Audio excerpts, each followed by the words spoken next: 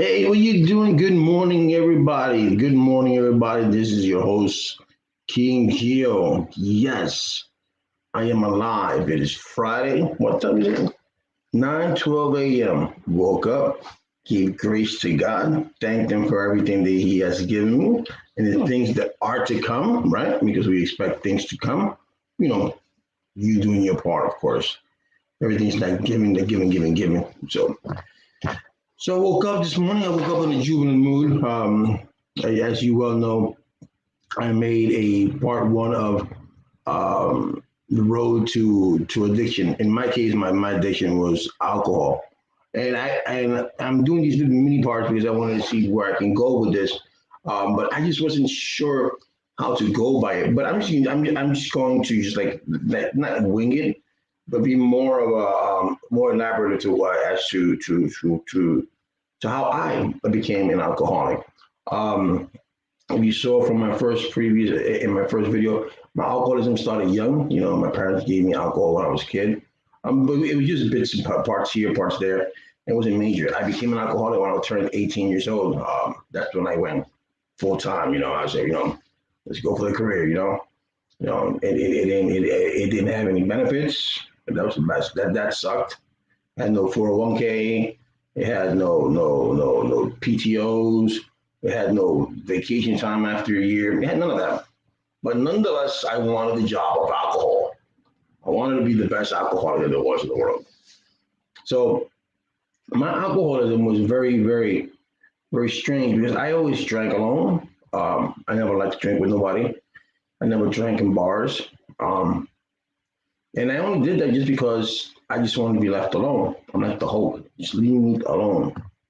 And through the years, as I became an alcoholic, I when I was in New York, I was just drinking beer. I was just drinking plain beer. It was 50-cent beer, $1 beer, because it was easy to get. When I went to Puerto Rico in 2001, alcoholism, even though I drank every day, but it progressed because now I was drinking hard liquor. Um, I was drinking Bacardi. I started off with a little small pint of Bacardi, about maybe this big, and from there I jumped into the leader, the big one, and that was every day from 2001 all the way to 2012. When I in 2013, that's when I stopped.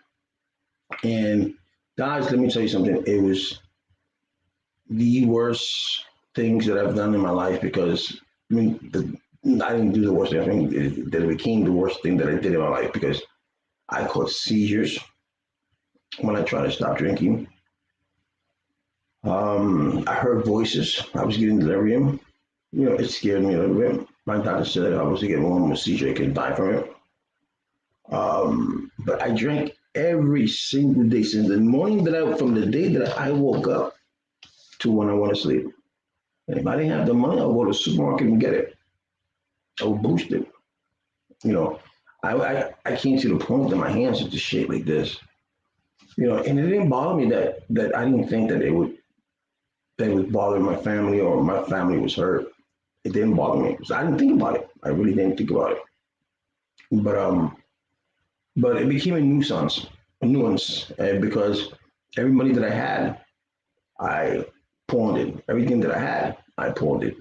So I can never have good things because I would always pawn it because I wanted that liquor. I wanted that liquor. And I'm doing these stories because I want other people out there who are drinking and are on the brink of becoming alcoholics that this is the moment that you need to stop. If you have a family member, this is the moment that you should let them watch the King Geo show and let them know that this is the right precise moment to you to stop drinking or doing drugs. Because doing the drinking and doing the drugs, it may be good for the first time because you're getting that euphoric high or the euphoric drunk. But let me tell you something, to get away from alcohol, to get away from drugs, it's a very, very, very hard thing to do. Very. And you can be in 1,000 rehabs, you can talk to 1,000 psychiatrists, but if you don't have the mentality here of wanting to stop, If you don't have the mentality that you need to stop, these rehabs and these doctors cannot help you because the first thing of recovery from alcohol, the first thing of recovery of drug addiction is that you have to, number one, you have to admit that you have a problem. And number two, you're going to have to want to change. Not want to change because mama says so. Not want to change because daddy says so. It's not because your son or your daughter says it. Because you want that change. Because you want the change. I look at myself now and I see myself when I saw and I look at myself from 8 years ago. I have changed a lot. I mean, I've always been myself, cute, witty, I'm funny. I love helping people. So that aspect never changed. But I was that alcoholic that I was woke up every morning that I needed alcohol. That I needed alcohol. There was no other thing, no other thing. I realized there was something wrong with me. I mean, in 1999, December of 1999, I was coming from a girl's house, and it was 8 o'clock in the morning. I left the house, and I did my morning routine.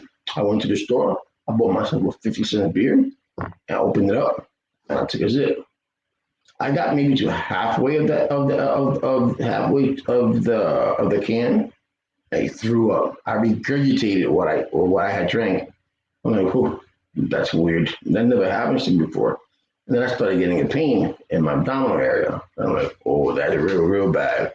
So I went to Columbia University Emergency Room, and as I was there, I had this pain on my stomach running from left to right.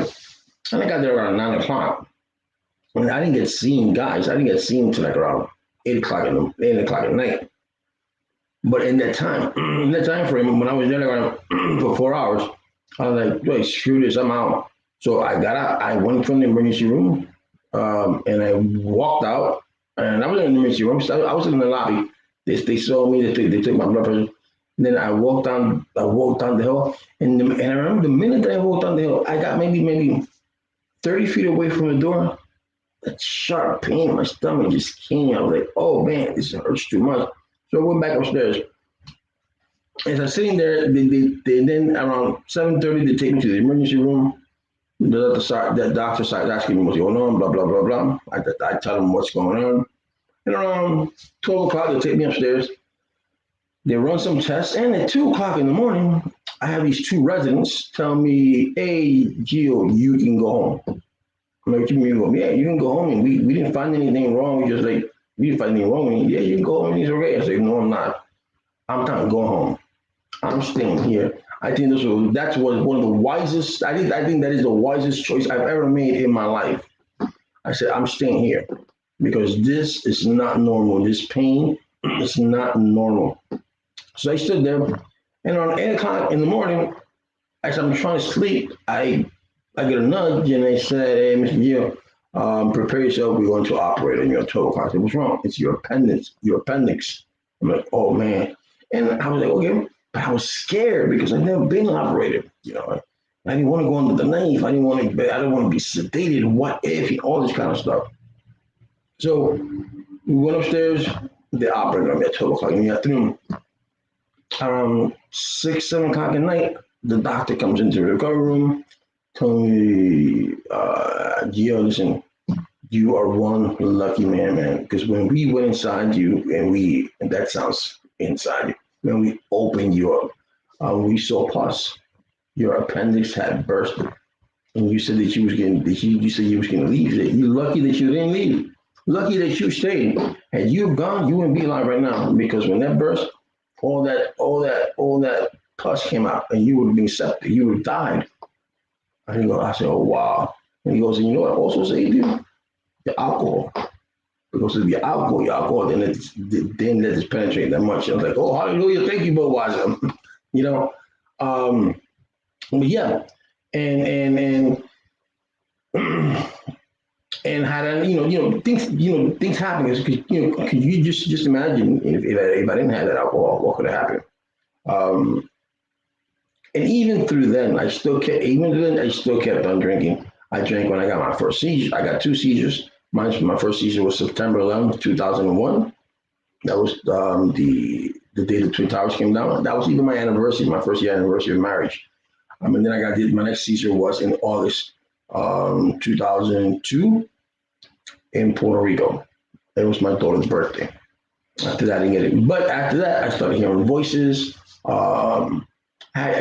Things were going internally, they were going wrong. I mean, I always knew I was an alcoholic. I admitted that I was an alcoholic, and I was never ashamed of it. And when you see a lot of TikTok, I saw a TikToker the other day, yesterday, that he said him and his wife were alcoholics, and she died at the age of 41 of cirrhosis. And thank God that it come down to it. And my father drank for 20 some odd years, and his liver was good. But there's a trick. There's a trick to not to damage your liver when you're drinking, and it's called eating. My father was an avid eater. My father would wake up in the morning before he even drank. He always eat a lot. He was into raw eggs. He was into liver.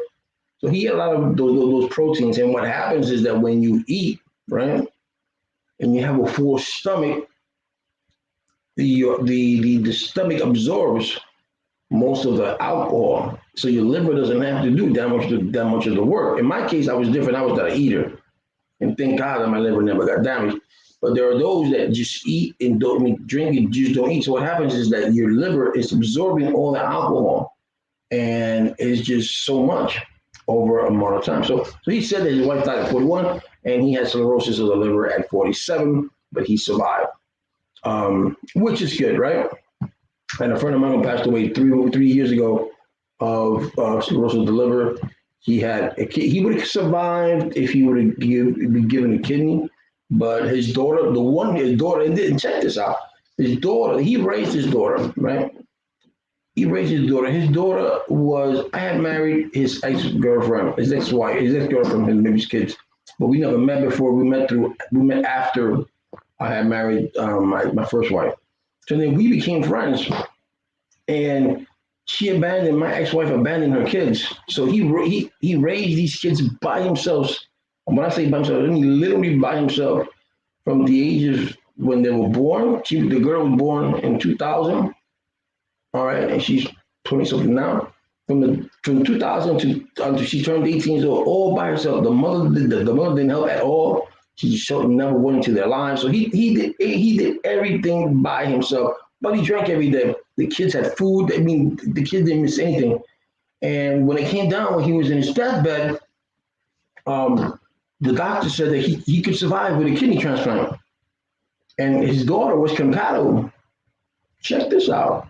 His daughter was compatible, and his daughter said no. And I was like, why wouldn't you give your father a kidney?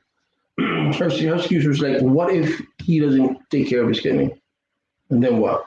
I'm gonna stay stuck with one kidney. And I looked and I did my research, and living with one kidney is not good, and blah blah blah blah blah.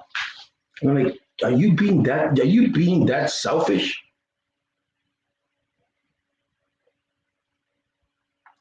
This is a man who gave you life.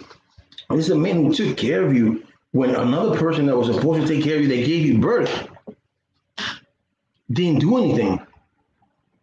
And that shocked me, guys. That shocked me because you see this little girl who so that daddy's little girl, and that really shocked me. And he died. And he spoke to me. He said, "You try to convince her, she can give me the kidney, but I tried to, but she would not budge."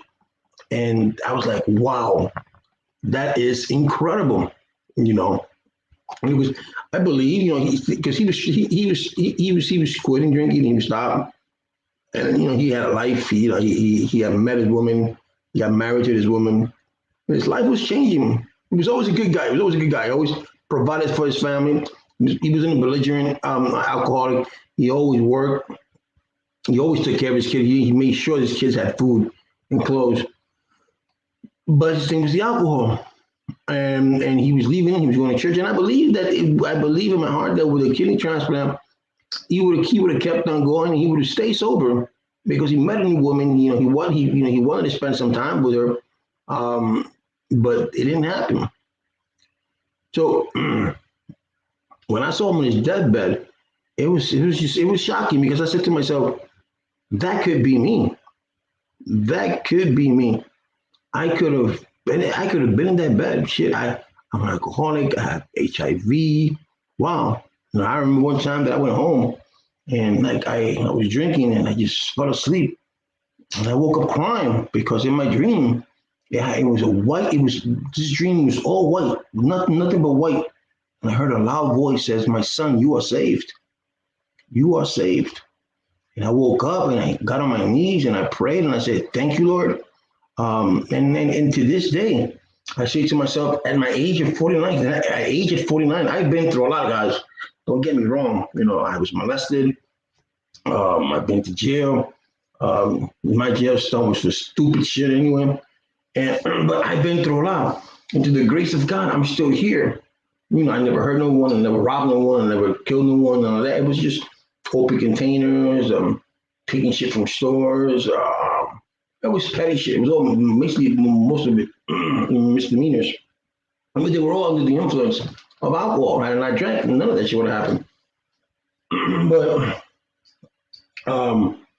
so I said to myself, "Wow, that could have been me." And I had not stopped drinking, you know, because it was hard, guys. I used to go to this. I remember one time in Puerto Rico. I was working money. She said, God, I walked from my house in the rain to go to a gas station to beg for $2.75 so I can get myself a pint of Bacardi. That's how bad my alcoholism was. In the pouring rain, not thinking that shit, I can get sick or shit, I can catch an pneumonia. None of that fazed me. None of that fazed me. you know? But it was something that in my mind I had to do. In my mind, I had to do this. I was like, there's no if, ways about I need the alcohol. Because you have to understand that once you become an alcoholic or once you become a drug addict, you're dependent on that drug. You think that you cannot function without that drug. And inside you're like, I want to get out. You're trapped. You really are trapped. I want to get out. I don't want to do this no more. And boom, you get consumed. Like I said, alcohol addiction and it's I mean, to become an alcoholic is much more easy to become a drug addict because of the simple reason that alcohol is available everywhere. It's legal. You don't have to go to a spot. You don't have to wait for $10. With $1, you go buy a couple of beers. With $3, you go buy a couple of beers. But with drugs, it's even harder. And when you get that addiction to drug, you have to maintain it. And then you start going, when you maintain it, and when you got no money, you start robbing people. You start stealing from people. You start going to stores to steal so you can boost, so you can sell it in the store. There's a lot of things that you do illegally for drugs that you will not do as an alcohol. You still can steal alcohol, don't get me wrong. But the effects to getting to that point is very different. But the addiction is still the same because you still want that addiction. You still want that thing. So we don't see ourselves as alcoholics, we don't see ourselves as drug addicts.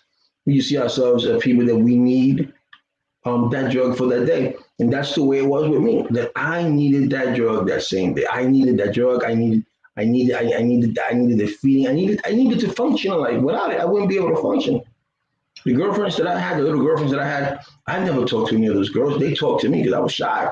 But when I was drunk, I took my ass off. But I still didn't rap to the women like that. They always, to be honest, they always came to me. And who wouldn't? Let me stop. So it became a part of my life. Alcoholism for the past, it was for 25 years. I had a job. I maintained a job. I've never had a problem working. Never had a problem with colleagues. Never had my problem with supervisors. I'm assuming supervisors knew because they smelled it in my breath. But as long as I did my job, I didn't care. Apparently, because there was somebody else like, "Listen, Gio, you smell like alcohol, and I think you should go to a program." But I always produced. I always made the company money. I always hired the best employees that I could do. But I just needed that job. I just needed it. And I wasn't this alcohol that was staggering here, staggering. No, I was this alcohol that I was functioning. I would wake up in the morning, take my drink. I didn't get the shake. Once I didn't get the shake, I'm okay. Come 12 o'clock in the afternoon, take another shot, blah, blah. Come 5 o'clock, 6 o'clock, boom, take the whole bottle, boom, go home and drink.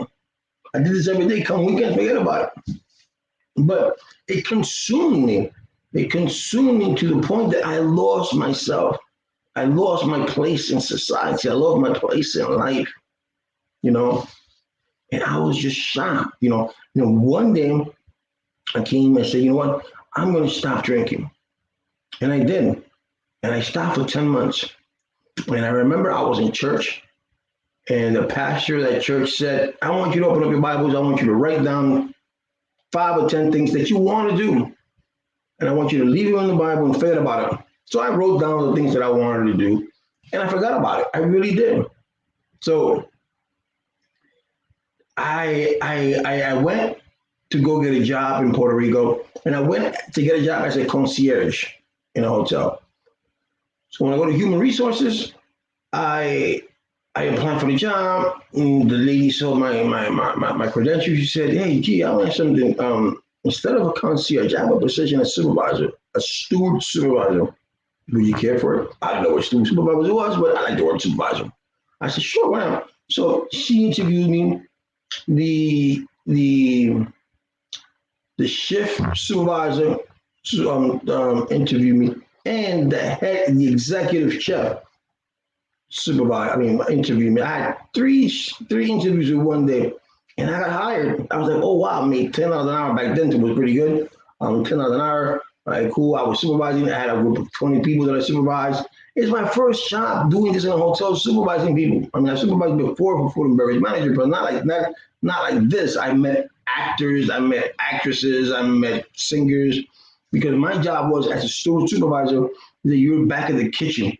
And when you're back in the kitchen, you got to make sure that the silverware is clean. You got to make sure that the grills are clean, that when there is an event of any sort, let's just say there's a guest of 200 people, you got to make sure that those plates are clean. So when the chef plates them up, because he has to plate them, that there's clean, that the forks are clean, that the glass is clean, right? And then when that's done, then your crew goes to the back of the kitchen, picks that up, takes it to the kitchen, and dishwashes it. So my job was to make sure that all those utensils, all that was clean, make sure that the vents of the grill was clean, the kitchen was clean, and stuff like that. But I supervised 20 some odd people, and that was pretty good, right? So what happened is I stopped drinking, I started drinking cocaine. And my cocaine habit was bad. I had like $300 a day coke habit, $100 a day coke habit. I borrowed money from my mom. When it came my paycheck, I was down. And so I stopped drinking, but I was doing coke, right? And then one day, I remember one day, August the 4th, 2004, I went to the job. I went to my boss, and my boss had told me that we were going to give me the permanent job because I was in 3-month probation. So I was like, I want to get permanent. I want to get out now, become full. I was full time, but now I want to get permanent, meaning benefits and all that. And he took me to the office and said that because of budgetary reasons, that they was going to give me that. They was not going to give me the permanency. And the only reason they didn't give me the permanency is that I had a co-worker that I supervised. His name was Billy. And I scolded Billy because Billy was the type of worker that would be lazy. And I had another worker that worked very hard. And whenever he hung out with Billy, whenever Billy took him under his wing, he would never get the job done. So I was always behind Billy's back, and Billy did whatever Billy wanted to do. And I don't like that. And I couldn't do much to Billy because Billy was unionized. He was in a union. I wasn't. And one day Billy was absent on a Saturday and came back Sunday. He was a no-call, no-show. I said, Billy, what happened to you? Oh, I was in court yesterday for child support. I was like, on a Saturday here in Puerto Rico, I don't think so. So I need you tomorrow to bring me a letter from your lawyer from some of the courthouse saying that you were in court. And prior to that, I had an incident with Billy where he went to lunch and he took a 12-hour lunch and he had the worker that I was telling you about, he had him with him. And then I spoke to my boss. I said, I can't be dealing with Billy anymore because he disrupts my whole entire crew. Please take him to your shift.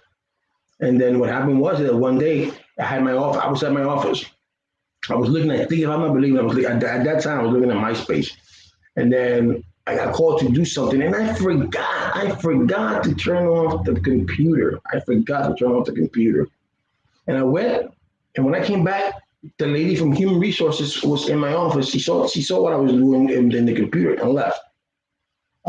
You weren't supposed to use a computer as a personal reason. But what happened was that how did she go into my office? Because Billy told her that I was doing something on my computer. This little rat face. So after that, like 3 days later, when my 90 days of probation was up, they told me no. I said, well, you know what? It is what it is. Okay. So I left alcohol doing and I started doing cocaine. And then I went to my doctor's office and we did my blood work for my HIV. My CD4s went down, real down.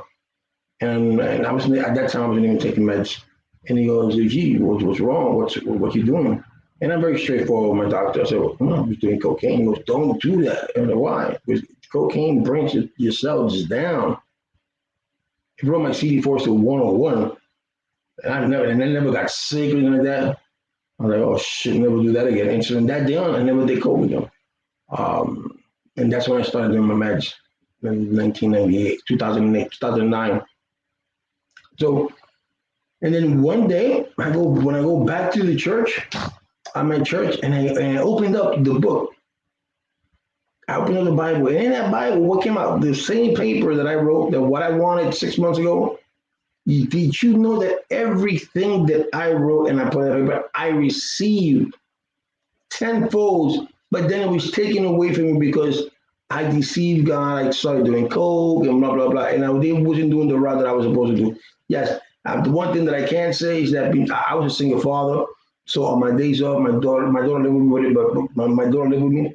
But when I was working, my mom used to take care of her. But on my days off, my daughter and I, we spent time together. We went to the movies. We went to the park. We went to chess games. We did a lot of things together on my days off because the only times that I had with my daughter, I had a night shift. I worked from four to from 4 to 12, so I was not able to talk, spend that much time. And whenever my daughter had a field day, I would go, no matter what. So I never missed a moment of my daughter's life when it came to her activities, or her and I doing things as father and daughter, and that was that was good. And then one day, um, I was feeling kind of down, and I called the pastor of the church, and I said, "Pastor, can you?" It was on a Friday, I remember. And I said, "Can you come pick me up? I don't feel good. I feel that I want to go to church. I feel that I want to talk to God. And the pastor said, I can't pick you up. And mind you, the pastor lived 5 minutes away from me. 5 minutes away from me, the pastor lived. And he said, no. And I was like, okay, fine. But inside, I felt so betrayed. I felt so much anger on this pastor. I mean, I could have walked it, but I didn't want anything to happen to me. There was no side road where I live at, so a car could have hit me.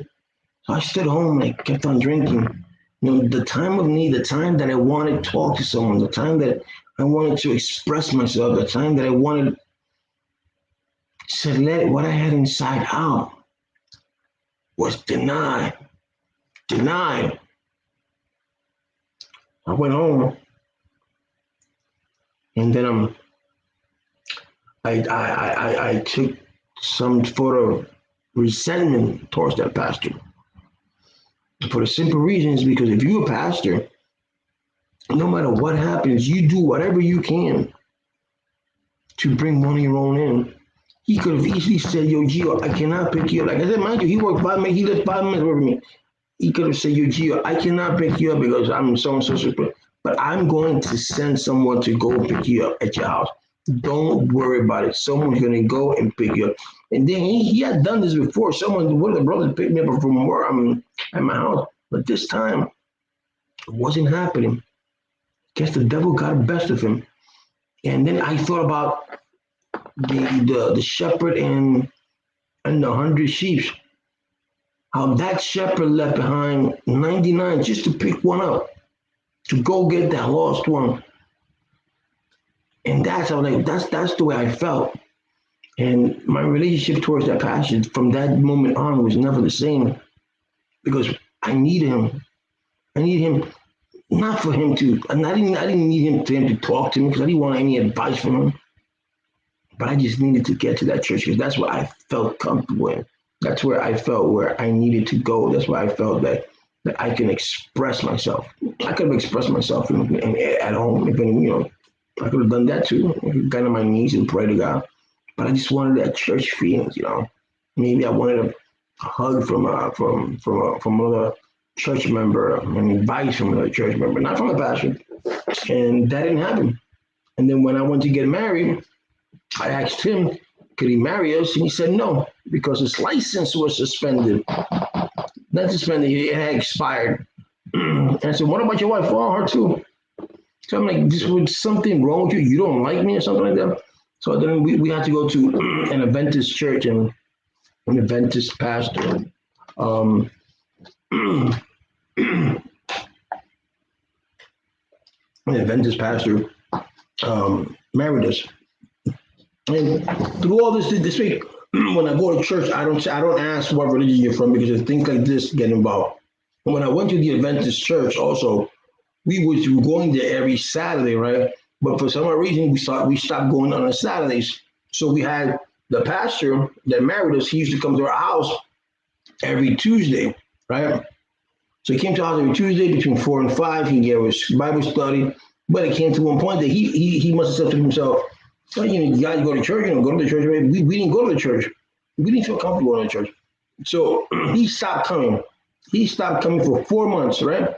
And right before I was going to leave to New York, he shows up 3 months later. Hey, I'm sorry. Is that we were doing some church.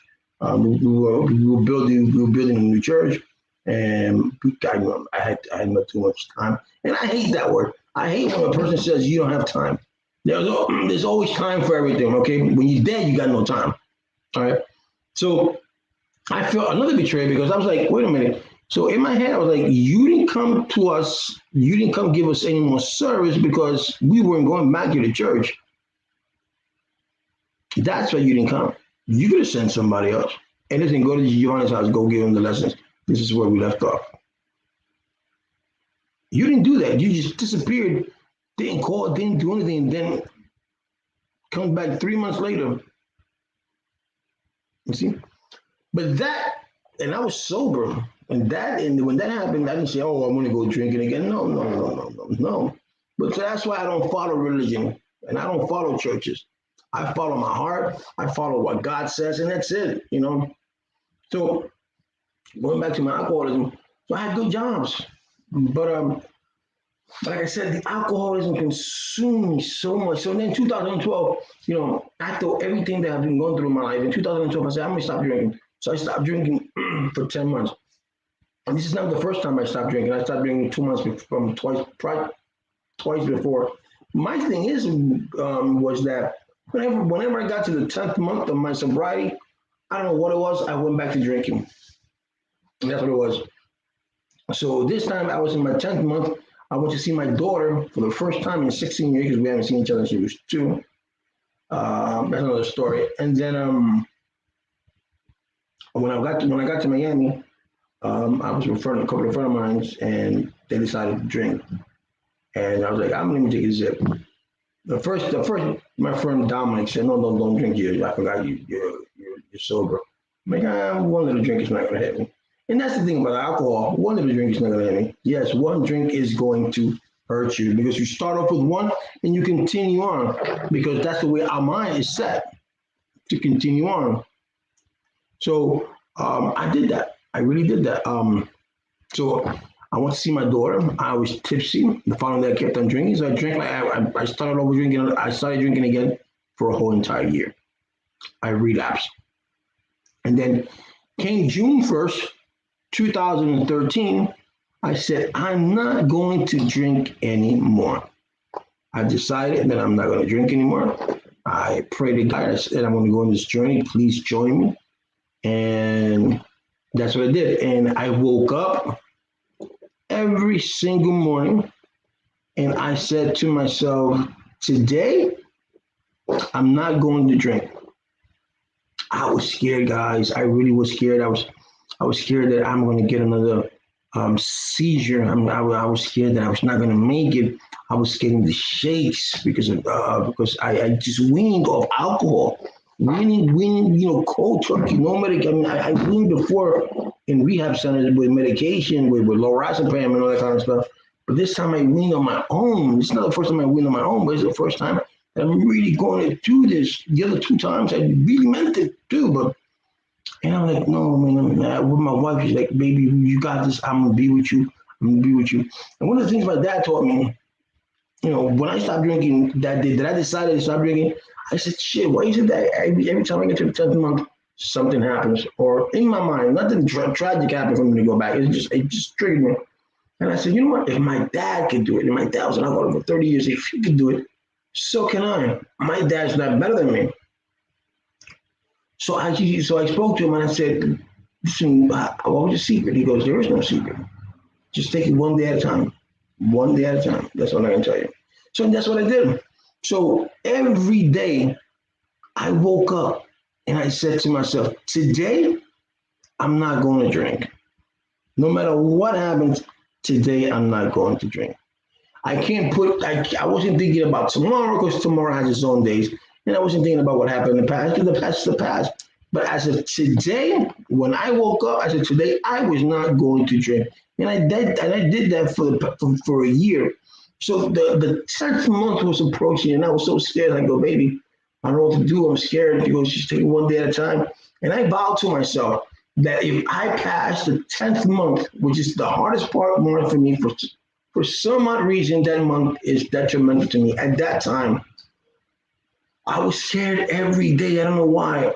And the 10th month came, the 10th month left, and I said, woof, that's it. I am not drinking anymore. Now, mind you guys, I'm in the food and beverage industry. I do bartend. I do serve alcohol. So I know how to make drinks. And at my job, I did drinks. And my job, I did everything. And not once did I get the urge to drink. Not once. And even when I wasn't working, that I had a year in sobriety. Not once. I can go to a bar right now. It doesn't bother me. Your sense of smells come back, and you're like, wow, I used to drink this, stuff like that, But the wanting, no, the wanting to me didn't affect me at all, And so I did that. I passed those 10 months, and to this day, 7 years later, I have not had a drink. And I've gone through a lot of people. I've gone through. My father passed away. My daughter moved out when she was 18 to a nobody. She dropped out of school. She had a job, but she was for a year and a half, and she left that to go with a guy. And her life is not the same. And as a father, it bothers me because I want the best for my daughter. But kids just don't want to understand that the advice that I give them, the advice that parents give them, they think is so bad. So you gotta let them roll with the flow, right? So I had stopped, and I was like, wow, and then then I was talking to my psychiatrist, and I said, listen, do you believe that alcoholism is hereditary? He goes, yes, I do. And I said, I don't believe that. I said, because I have known a lot of people that their parents drink and their kids don't drink. I know a lot of people that their parents drink and they don't drink. Could you say that having alcoholic parents, you are more propense to drink? Yes, that is true. So what I did was that I rewired my thinking. So in the mornings I would pray, and instead of thinking about alcohol, I thought of something else. I don't know what I thought about that time, but I thought of something. I thought about taking myself away. I don't, when you're an alcoholic, one of the things that AA teaches you is that you got to get away from people, places, and things. People I didn't worry about because I never hung out with anyone. Places I never went to, but the store to get alcohol and things. There weren't too many things that I can say that would trigger me to go back into alcohol. But the one thing that I did use is I took the word away that a lot of doctors use, and it's called relapse. Okay. I have found out that through my years of alcoholism and through years of going to going to AA meetings and being in rehab, they use the word relapse frequently. And if I've ever get a chance to become a peer specialist, that's something that I would never tell any of my clients and say it's okay to relapse. Because I found out through my own research is that when you use the word relapse, that person takes that as a cushion and says it's okay to relapse because my doctor said it's okay to relapse. So it gives them that comfortability. It gives them a pillow, so to speak. And I don't want no one to have that pillow. I don't want no one to have that excuse. Okay. So I eliminate the word relapse from my vocabulary completely because there is no relapse. I'm not going to relapse. All right. There are people that relapse because there's something in their personal life happened, their jobs, their wives, their girlfriends, their children, whatever, their partners, whatever. Then when you relapse, you say to yourself, it's okay to relapse because my doctor said it's okay. It's not how many times you fall, it's how many times you get up. Yeah, but those you can fall, you can break a leg and not get back up. But it's only so many times that you're going to fall. And that fall, maybe that fall could be your back breaking. You may not get back up. You may not get back up. So why take that chance? So I eliminate the word relapse. I eliminate the word that alcoholism is a disease. I eliminate that word completely because also through my research, I found that a lot of people, when you use that word disease, they feel comfortable with it and says, "Oh, there's nothing wrong because I have a disease. I could drink because this is the doctor says this is a disease, so I can drink. It's okay to me to drink because I have a disease." Okay, alcoholism, drug addiction, it's not a disease. Alcoholism and addiction to drugs, it's a choice. It's an addiction that we human beings, we chose to. A disease is cancer. A disease is herpes. Diseases are something that you acquired. Okay, you didn't acquire to become an alcoholic. You didn't acquire to become a drug addict. That's something you chose. So it's an addiction. It's not a disease. Why? Because it's meant to. No, it's not a disease. If you can rewire your brain to say, I do not need this. I already had my fun. I did what I was going to do. Now it's time to move on. If you can rewire that brain to think that way, then you're okay. But I refuse to use the word disease because it's not a disease. It's a choice that we as human beings have chosen. It's a choice that we took it upon ourselves that I'm going to have this drink. A disease, when telling me cancer, there's nothing I can do about the cancer. The only thing I can do is follow the doctor's instruction and make sure that I adhere to them, and hopefully the cancer can go away. But to become an alcoholic is not a disease because it's something that you choose, and you can turn it on and off whenever you want. But it's harder to turn off. So I don't use those vocabularies because I don't need them in my book. I don't those to me those are negative. Um, and I stopped drinking for me. I stopped drinking. I woke up one day and I said enough is enough. And that's what I did. I said enough is enough. I'm not going to drink anymore. I'm tired of throwing up. I'm tired of getting the shakes. I'm tired of selling everything that I get. At one time I had 12 iPads, bro, that I bought. And I sold them all. But I was tired to being tired, actually. I was tired of being tired. And it was time for me to move on. And it was time for me to enjoy life. And guys, there's nothing more fulfilling than enjoying life sober. We were born without drinking. I mean, I can tell you the truth. I mean, I love drinking. I wish I could drink in the weekends and have a beer, but I know that I can't. I know that the minute that I pick up that beer, the minute that I pick up that beer, and say to myself, "Oh, it's just going to be one." No, one is going to become two, two is going to become three, three is going to become four, and I don't want that. I don't want that because I have come so far to throw that away just for a drink. You know, anything in life can happen. You can beat me down, and I still won't drink. I mean, my father passed away, like I said before. My father passed away a few years ago. I didn't drink. My daughter has done a lot of things to me. I didn't drink. A lot of things happened in my own personal life. Some people say, "Oh, you know what? I'm going to go drinking." I didn't do that. That didn't happen to me because I know in here that I cannot let those emotions get to me. Those are things that happen in life. My father's death is part of nature. The choices that my daughter has made is part of her life. She's got to learn to make those mistakes in order for her to grow. So I accepted that. Um, so I don't put those things. I don't put those things with me. Oh, the virus came out. I was like, oh, let me drink. I'm inside my house. No, I don't do that because there's something better out there without the drinking. So I rewired my thoughts, and I said today I'm not going to drink, and that's what you got to do. You got to start with today. I'm not going to drink. Forget about tomorrow. Today I'm going to drink. And for you guys and girls who are listening to me, admit that you have a problem.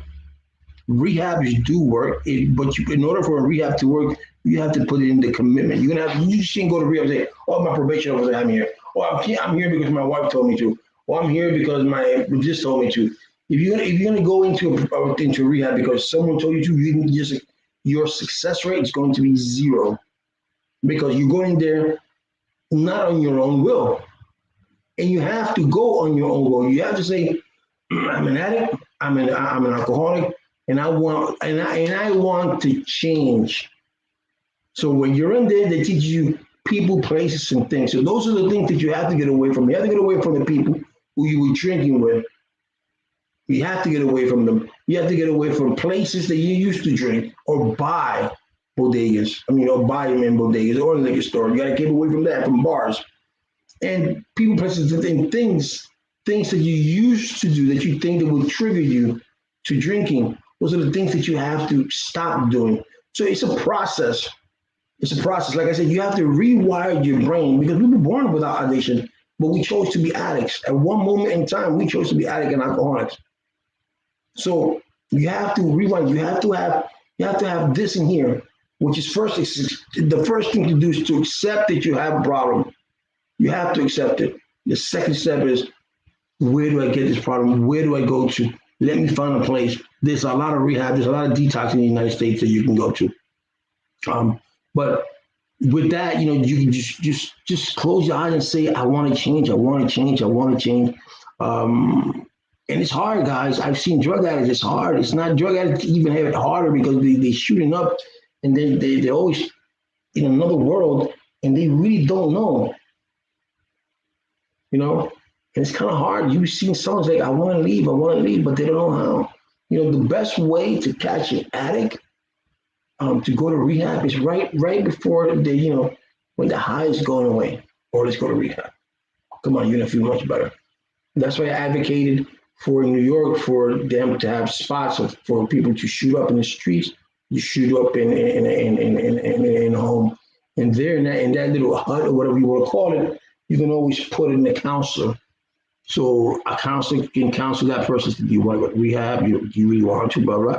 And from that moment on, you just call an ambulance and let that person sign a piece of paper for going into rehab, and you put them in, or you put her in.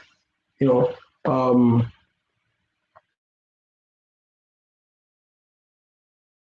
that's very important. But the aspect of it is that you're going to have to want to leave the alcohol and drugs. You're going to have to want it. And it's a great thing to do is to have a good support system. That's very important. I had my wife, I had my kids, so those were great. And I want to tell you something also before I forget. There are a lot of people out there that says that once an alcoholic, always an alcoholic. No, don't ever take that to heart. Don't ever put that as your motto. That is a bad advice to give to someone. Once an alcoholic, always an alcoholic. No. Hey, what's up, Angel? How you doing, buddy? Hope you're having a good Friday. That is a bad thing to do. I spoke to a woman the other day, and she goes, once an alcoholic, always an alcoholic. And no. Think about it this way, okay? People, think about it this way. The Bible says, and this is God's word in the book of Peter, he says that once you were born again, Once God forgives you of your sins and you are born again, you're no longer that person. Everything that you did has been cast out to the sea of forgetfulness. Once you accepted Jesus Christ as your Lord and Savior, you're a new man. Once you get baptized, if you get a chance to get baptized, you're a new man. Because now you have a comment. Yeah, man, everything's all well, buddy. When you're coming up to this part of the woods. So now you're a new man. All right. You are a new man. You're a new man in God. Same thing with alcohol. Once you stop drinking, once you stop taking drugs, you're no longer an addict. Don't go. That's why I don't go to AA because I don't like saying, hello, my name is Giovanni and I'm an alcoholic. No, I am not an alcoholic. That was the past, Giovanni. I don't need a reminder of what I was, of what I'm trying to go. I'm an alcoholic when I'm not. So don't ever say once an alcoholic or once an addict is always an addict. No, because that's a persona. You don't want to live with that. You want to say, I was an alcoholic, I wasn't an addict, and this is who I am now. What I had gone through before doesn't define me at all. So I don't use that word. I don't use that phrase, once an alcoholic, always an alcoholic. I don't like it. And like I said, if I was a peer specialist, I would never say that. We have to give people hope. We have to give them positive vibes. By saying you're going to it's okay to relapse, that's not a good vibe. By saying once an alcoholic, always an alcoholic, that's not a good vibe because the person's going to be walking around, I'm an alcoholic. Even though they're not drinking, but I'm an alcoholic. No, you're a new man. I'm a new man. I've been sober for 8 years. I'm a new man. I'm a new me. When I turned my life over to Christ a few years ago, I'm a new me. When I got baptized, I made a commitment with God. That's a new me. That old Gio, that alcoholic Gio, that was gone. That's no longer in existence. He no longer exists. The only thing that exists of that is memories. So when sometimes something happens and I say to myself, oh, I remember when I did this, or I can't remember. And when I'm sober, I say to myself, wow. And I see a person who's drinking or doing drugs in the street, and I say to myself, because I can identify myself more with an alcoholic than I can with a drug addict. I never use drugs. But I say, well, that's the way I was. I smelled that bad, but I was always clean, but I smelled that bad. Because, you don't smell alcohol in you because you know that's you. But when you walk around next to when you smell the alcohol, like, wow, I smelled that bad. And one good thing about it, to my alcoholism, see, and I want to go a few steps back. In my alcoholism, I've met a lot of great people. When family members turned their backs on me, I was in the streets. I lived on 231st and Broadway in the Bronx. Several friends gave me places to stay. And I was content, and I met some great people, some great people. And in 2000, and what was it, 2004, I went to jail in New York for warrants that I had for petty larceny and stuff like that. And the judge gave me 7 months. Were the best 7 months of my life. And I'm gonna tell you why. Because in those 7 months, I realized that the wife that I had never cared for me. So that was good. Took that off my head. And the last month that I was in jail, I actually transferred to the Christian room, the Christian dorm, should I say. And because sometimes in jail when you got some knuckleheads that they know your release date and they know they're not gonna get out for a big long time, so they want to screw with you. They want you to catch another charge. I've seen it happen. So I said I don't want to go through that. So I never told anyone my discharge date. So I spoke to the CEO and I said, CEO, I want to go to the Christian room. And the CEO was cool with me. He moved me the same day.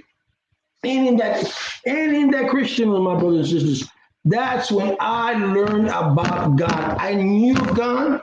I knew that God existed. I knew that Jesus Christ was the Son of Man. I knew all that. But the way that I learned about God in that dorm, in that month, changed my perspective of God completely in a good way. Because I understood what these words meant. I understood what that meant. I understood when they said, read the Bible to your own understanding. Don't let other men tell you what it means, but you read it to your own understanding. Okay, I understood when when Samson was buried, and they said Samson is buried with his fathers. That means that you're in heaven. Okay, I knew a lot of things, and then when I came out of jail, these same people that was helping me in jail, their congregation, when I got got me clothes, got me this, got me that. They were even going to get me a place to stay, but I said no, I need to stay with my ex-wife because her and I need to talk. Which I shouldn't have even done that. That was a mistake because I was in my pea brain. I thought that we were somehow going to get back together again. You know, in the time that I was there in jail for 7 months, this woman never visited me at all, never brought my daughter. Had a man stay at our house he came from Boston all the way. He paid a ticket from Boston to New York to stay at my house, to sleep in my room, to sleep in my bed. But I thank God that all those things happened because it made me open my eyes. I stood there up to I got out of jail in February, and then I stood in New York until May. And May 4th, I went back to New York. I went back to Puerto Rico. I said, I want to dedicate myself to my daughter because being that this woman abandoned our daughter at 10 months old for a man, I'm going to take my duty. I'm going to take care of my daughter. I'm going to raise my daughter, and I'm going to have fun with my daughter. This is going to be daughter daddy time from this moment on. And it did.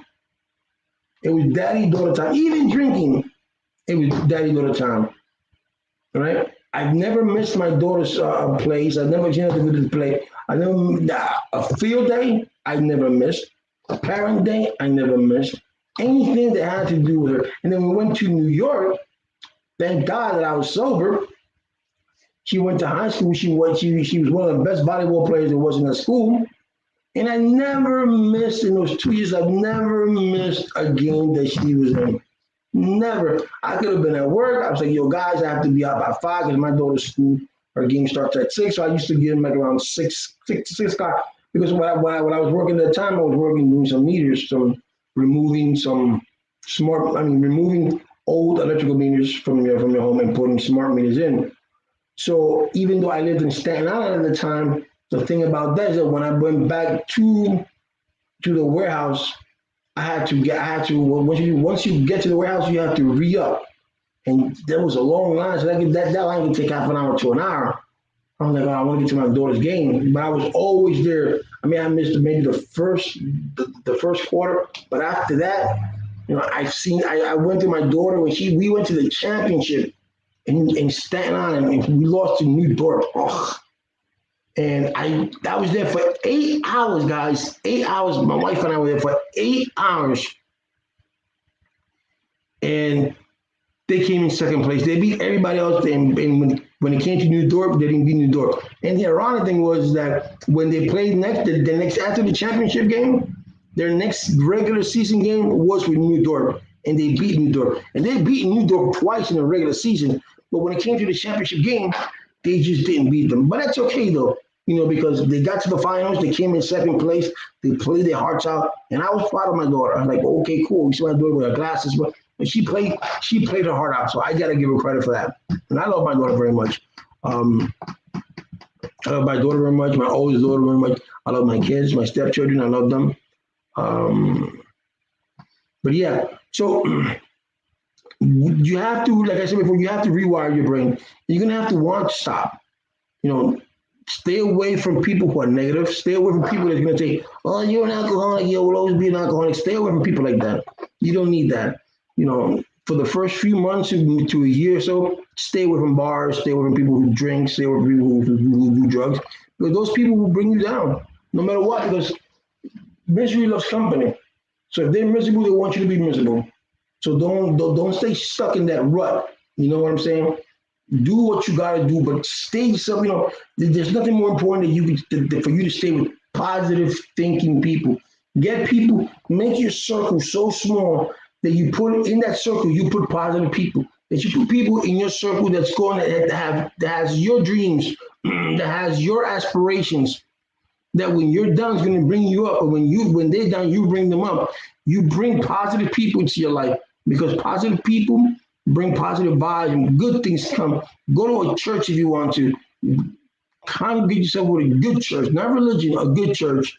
Do something positive for your community if you can. Do something good, but stay active. Keep your mind active. And if something does happen personally, don't say, "Oh, I'm going to go drink." Don't do that. Do not. That's the devil talk. Do not do that. That's why I say, don't ever say once an alcoholic, always an alcoholic, because when you say that and something bad does happen, the first thing you're going to say to yourself is, "Ah, I'm an alcoholic. Once an alcoholic, always an alcoholic." So what a drug is going to do to me? Nothing, because I'm already an alcoholic. What a beer is going to do to me? Nothing, because I'm an alcoholic. Because they already embedded, the doctor embedded that in you, or the person embedded that in you. That's a bad way of thinking. So if something wrong happens to you, where it's emotionally straining, you think you're going to call a sponsor, pick up a phone. Hey, you could write me on my YouTube. I will call you. If you give me your number, I will call you and try to help you with that desire. But don't ever think that once an alcoholic is always an alcoholic, what's drug addict, always a drug addict. Don't put that in your head. Take that away from your head. Just think, all right, I'm going through this. I'm gonna beat this. Nothing bad, nothing bad, nothing bad. This is nothing. There's nothing. My wife cheated on me. Oh well, man. The guy did me a favor because now I know what kind of woman she is. I'm gonna find myself somebody else. You lose your job, it's okay. I'm gonna pay my bills. It's kind of hard. You know what? You're gonna get back on that saddle. You're gonna go back and you're gonna go look for you. You're gonna look for you. You're gonna look for yourself for a job. Your girlfriend left you. Okay, so she left you. You know what? She did you another favor. You go out and you get yourself another girl because that's all. There's more girls than there's more women than there is men in this world. So don't ever stay stuck on one thing when you're sober. Don't stay stuck. Don't ever say I can't do this when you can. Okay, to become sober, to become clean, both alcohol and drugs, it's hard. It really is. But it's not. It's not. I mean, it's hard to. It's hard to stay away. It's hard to be abstinent, but it's not impossible. If you put this in your mind, if you put this in your mind that you can do it, wake up every day and say, "Today I'm not going to drink." Forget about yesterday. Don't think about tomorrow. But today, when I wake up today I'm not going to drink. You do that and you go with the higher power. If you believe in God, amen. If you don't, whatever your higher power is, go with that. And if you stick to that and you do it every day, and you say today, sometimes to this day, even 8 years later, I say to myself, today I'm not going to drink. This become a habit. Today I'm not going to drink. I guarantee you're not going to drink because we have to learn. Like I said, we have to rewire your brain. We have to learn that we were not born with alcohol in the system. We were not born with drug in the system. So we have to learn to go back to where we were before, like rebooting and restarting from the point of where you were when you started. We have to go back there and start from there, okay? And say, you know what? I'm not going to do this anymore. I'm not going to drink anymore. I already had my fun. I'm not going to do any drugs anymore. I had my fun. You know, that's the way you have to think. That's the way your mentality has to think. You know, like I said, don't use that word relapse. Don't use that word once an alcoholic or once a drug addict, always drug addict. Don't use that. You have to know. You got to learn how to do things. Rationally. Get away from people. Get away from places. Hang out with good people. If you want to go to church, go to church. Hang out with God-fearing people that fear God, that will tell you how to, don't drink. Not judgmental people. Because you're going to have some people, you're going to have some asshole that's going to say, oh, look at Gio. He stopped drinking, now he thinks he's better than anybody else. You're going to have that. Don't let that bother you. Just take it one day at a time. That's all you can do. That's the only thing that you can control is you. So if you say to yourself, I'm not going to drink today, I'm not going to drink. Today you're not going to drink. And I don't want you also, don't be putting dates. Don't say tomorrow I'm going to stop drinking. or because it's my birthday, or it's a long weekend, or after New Year's, I'm gonna stop drinking. Don't put off for tomorrow or for the future what you can do today. Start today. Let today be the beginning of a new you. Let today be the beginning of a world that awaits you, an oasis that's beyond the realm of the human mind. Let that be you. Okay? Addiction and any drug addiction, any alcohol addiction, it's hard to leave, but it's not impossible. You can do it, and you will do it. You just have to have that willpower, and it's sometimes hard because we are under the influence of alcohol, we are under the influence of drugs, and we're not thinking straight. But some of us at that time we went out.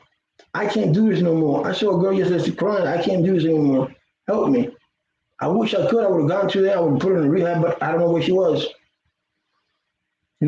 Keep yourself occupied. Keep your mind occupied. Keep positive people around you.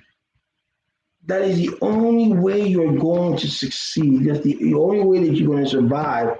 Like I said before, take the mentality away that a relapse is good because it's not, and take away the mentality that once an addict, always an addict. Take that away from your mind. Don't let doctors encourage you. Don't let doctors tell you that. Don't let a therapist tell you that. That's bad advice in my book. And I'm not a professional, but I may not be a professional that they think is a professional, but I am a professional of drinking. So I know what works because psychiatrists and psychologists can tell you all sort of stuff, but I take that as a grain of salt because they were not in my shoes. They didn't go through what I went through when I was detoxing, when I was shaking, when I caught my seizures, what thoughts I had when I stole my first Bacardi. They don't know what I went through. They know they can advise you for it because their patients tell them, but they never walked in our shoes. So I don't take too much of that because I like to come, like I said, I like to come to my own understanding as to why I became an alcoholic. I became an alcoholic because I love to drink, not because my parents were drinking, were drinkers, because I love to drink. But my drinking became so much that it was hard to even go. My drinking became my part of life. My drinking became that I had to wake up in the morning in order for me to to to to function. That's the way I was thinking. I need alcohol because I need to function in society. If I don't drink, people are gonna look at me differently. People will think I'm strange, blah blah. So that alcohol was a booster for me, for my ego, for everything, for everything. And then I realized, hey, I don't need this. I don't need this to be me. I'm a cool cat. I'm a funny mofo. I don't need alcohol in order for me to have a good time, to hang out with people. Because a lot of people, if you have friends, you may lose a lot of friends too. It's like, I don't want to be with Gio, man. All he does is drink. But I'm not a drinker. I don't mind drinking once in a while. But he just goes on, goes on. Luckily, I wasn't a belligerent drinker. And you got people like, I know I don't want to drink with him because he's belligerent. He likes to get into fights, and just let him be. Let him drink by himself. You know. But the key here in wanting to leave alcohol and drugs, that you, the person who's watching this, wants to leave, wants to get away, wants to start a new life. Okay, because that's what you're going to do. You're going to start a new life. The old you is about to go away. Hallelujah. Amen. The old you is about to go away, and the new you is going to be born again.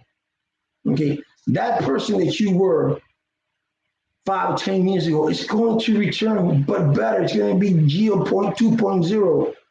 Right? It's going to be a better because now you have that experience. You have that experience of, wow, looking through all I went through. Look where I'm at now. I don't understand. Sometimes I don't understand how it is that you see these actors and other people that have been sober for 20 years and they go back on the bench and they go back drinking. How? How could you do that? You just threw away 20 years of your life. You kept sober for 20 years. So I think those people like that who do that, they was just dormant. They really never wanted to stop. And they probably did it because pressures of others, so they may look good, but you just don't go. You just don't have 20 years and then drink. I can tell you for a fact. Like I said before, I'm food and beverage manager. I bartend. Well, I used to, and I serve. And when my wife, when we Christmas time, and she buys Bacardi, it doesn't do anything for me. I smell it like, oh, that shit tastes nasty. But inside here, and in my gut, I get no feeling whatsoever to going back into drinking. I don't, because I had my fun. I had my up and downs. I had good times and I had bad times. One of the best times that I had drinking alcohol was my kids. Having my two daughters was the best thing because had I not been drinking, I would have never been in Florida because that's where my first baby mom was. Have I not been drinking, my sister would have thrown me out the house, and I would have never met my second daughter's mom because we were the shelter. That would have never happened. But I've also made some stupid mistakes that has landed me in jail for 10 days here, 20 days there, and stuff like that. But my last bid that I did 7 months, that's when I knew, when I went to that Christian dorm, that's when I found out who God really is, how much the love of God is, how much is His grace. Because I hung out with people who knew about the Bible. So when I asked one person, what religion are you from? He goes, I don't follow religion. Because religion, all it does, it separates people. And it does. And I've learned this throughout the years. And gave me advice, says, Gio, if you're going to read the Bible, make sure that when you read the Bible, you go back and you go to all the pages and make sure that they coincide. That's the best way to read the Bible. The best way. So you do cross references. Because pastors know the Bible. So pastors are going to tell you what they think they know because that's their understanding. That's their understanding. But it's not your understanding, but it's their understanding. Okay, I'll give you an example. There's this thing that goes around that people who are homosexual are not going to inherit the kingdom of heaven. That's a farce in itself. Because the Bible says that homosexuals will not reach the kingdom of heaven. They will not inherit the kingdom of heaven, just like a thief, just like a that. But what I'm telling you is you have to look at the context of what homosexuality means, what it meant at that time. From what I understand, the word homosexuality wasn't put in the Bible until 1949. That's what is going on. I'm not sure. But what I'm saying is that those people who say that the homosexual community is not going to go to heaven, that is not true. When the Bible was written and it said two men who sleep together are not going to go to heaven, that means that two men who are actual men who are straight men who never had any inclination of going the other way sleep together. And most of it was time like Sodom and Gomorrah. Why did these men sleep together? Because they were drunk. That's why God said drunkards won't go to heaven, because when you get drunk, you make stupid decisions. And that's what happened. They drunk, men had sex with men, women had sex with women, and that's a no-no. In the eyes of God, that's no-no. I didn't make you do that. But to say that someone who is born gay, that's what he or she has been identified since a kid or whatever, that's he or she feels, and goes to church and praises God, right? Like no other person does, that person has a place in heaven. As long as that person gave him or herself to God, accepted Jesus as the Lord and Savior, that person is going to go to heaven. Okay, so don't let these religion people tell you, oh, homosexual people are not going to go to heaven. No. We all entitled to go to heaven. And that's one of the things that I learned going into the Christian dorm. I learned how to cross-reference. I learned how to look at the Bible from here, and then I cross-reference from here. And like I said, the act of homosexuality is having sex with other men. That is not a natural thing. If you're born gay, you're born gay. I'm sorry. That's it. That's all it is. And God is not going to take away that from you. And God's not going to say, if you worship God and you love God and you give, I'm not too big on tithes, and you give your tithes and you do all that God asks you to, there's no way in the world that God's going to deny you something that you've earned, because we all earn the kingdom. We all have to earn the kingdom of heaven. We all have to earn the life after. We have to earn our book of life for our names to be in the book of life. No one can take that away. So when a pastor says Homosexuality, they're gonna go to hell. I don't like that when they say people with AIDS are gonna go to hell because they got it because they fornicated and they gay. Not knowing that thousands, millions of people who have contracted HIV, it was through blood transfusion. Has been through blood transfusion. Those women in Africa who were raped because the man had AIDS and they passed it on, they go to hell too for something that was out of their control. You know, so that's why I don't follow religion. So when you're gonna go and if you're gonna when you're gonna go into sober, either from drugs, alcohol, make sure that you, like I said, take it one day at a time. One day at a time. Stay away from people. Stay away from places. Stay away from things. Stay away from toxic people. People that bring out those bad vibes, stay away from them.